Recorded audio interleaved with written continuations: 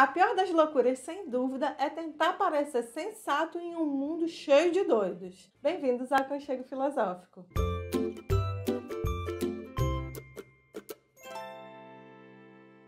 Gente, é isso que o Erasmo de Roterdã, filósofo da época do Renascimento, disse pra gente numa obra conhecida como Elogio da Loucura. Essa obra é uma escrita satírica que tira uma onda com as coisas da humanidade, com o que o ser humano faz e pensa. Além dele fazer uma examinação dos perigos do formalismo, da vida monástica, da veneração dos santos, da guerra, do espírito de classe e das fraquezas da sociedade. Então, ele ataca os problemas da sociedade de forma a ridicularizar a degradação das instituições religiosas. Para ele, o homem está numa ligação direta com Deus, portanto, a teologia é completamente inútil. Ele era católico, teve uma educação religiosa dentro de um monastério, inclusive, mas nunca se furtou a fazer várias reflexões, principalmente naquela época que estava em voga o protestantismo. Inclusive, ele também foi próximo a Lutero.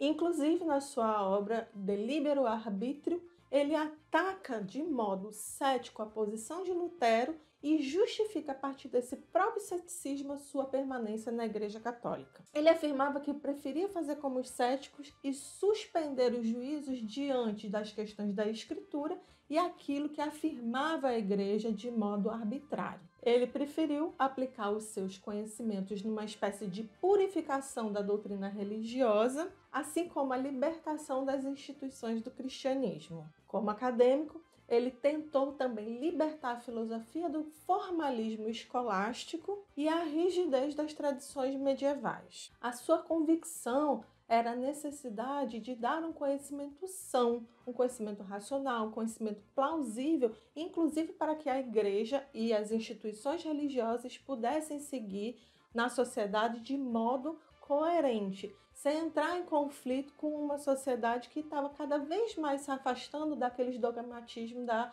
religiosidade medieval. Por isso, apesar de ser um grande religioso, ele também trazia questões que colocavam em dúvida, que colocavam em xeque exatamente a participação da igreja nessa sociedade que estava em transformação. Como eu falei, entre ele e Lutero existia uma amizade, uma grande admiração, mas de fato Erasmo de Roterdã nunca se dobrou ao movimento luterano, apesar de manter com ele grande diálogo. O grande problema dele, a crítica que ele fazia a Lutero, era a negação do livre-arbítrio, que para ele era fundamental para que o homem vivesse de modo livre, consciente, racional, podendo desenvolver suas potencialidades. Ele abdicou se envolver com qualquer movimento que não fosse a favor de uma sabedoria pura, pelo desenvolvimento do conhecimento, ao qual ele dedicou inteiramente a sua vida. Apesar disso, ele não tinha nenhuma evidência que a razão humana pudesse chegar a alguma certeza sobre algum conhecimento sobre alguma coisa.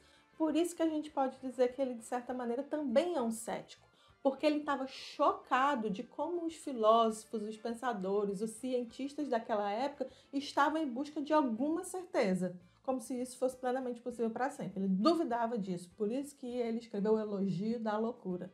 E diante de tanta loucura que aquele mundo estava e esse até hoje, né? Na sua obra ele afirma: os assuntos humanos são tão obscuros e tão diversos que nada se pode dizer com clareza. Essa mesma dificuldade se dava com relação ao conhecimento do mundo natural, em uma época que estava em grande discussão, principalmente as questões levantadas pela Revolução Científica, pelos físicos, pelos astrônomos e por toda uma galera nessa época que estava em busca de um conhecimento natural, material, possível desse mundo, que abandonasse toda aquela discussão trazida pela religiosidade e colocasse agora um conhecimento pautado na natureza. Mas mesmo assim, o Erasmo de Roterdã salientava: um conhecimento seguro, para sempre, ele vai ser de alguma forma dogmático. Então a gente tem que estar sempre com o nosso juízo muito atento, duvidando e colocando essas certezas em xeque. É nesse sentido que o Erasmo de Roterdã continua ainda na sua época a dar um grande fôlego a questões que permaneceram ainda durante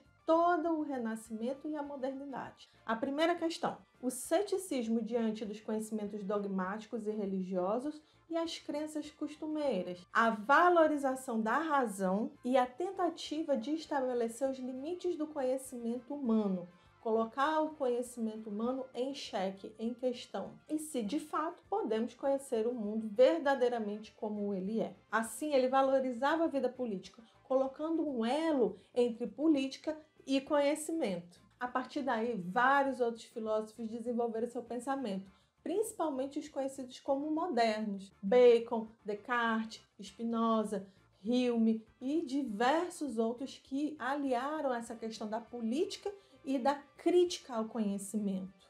Gente, perante tantas dúvidas, os filósofos tiveram que abandonar suas certezas e aplicar uma crítica ao conhecimento, fazendo do ceticismo uma arma potente para o desenvolvimento científico e todo o desenvolvimento que vai perdurar até hoje. Por isso que lá naquele outro vídeo, quando a gente começou a falar que duvidar é importante, isso passou por vários séculos e vem até hoje sendo uma arma fundamental para que a gente não caia em qualquer balela, em qualquer baboseira, né? Pois é, gente, um filósofo derivado de todas essas questões, sem dúvida, foi Descartes.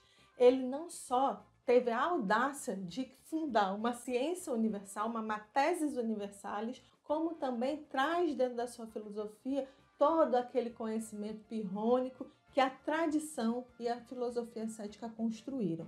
A gente não vai deixar de falar dele, de Descartes. Mas, além de Descartes, de Hume, aproveita que o próximo vídeo vai ser o último da série sobre ceticismo. Então conta qual que vocês querem, Descartes ou Hume. Até a próxima. E aí, se você gostou do vídeo, deixa o like, compartilha, se inscreve no canal e ativa o sininho para acompanhar o que a gente publica por aqui.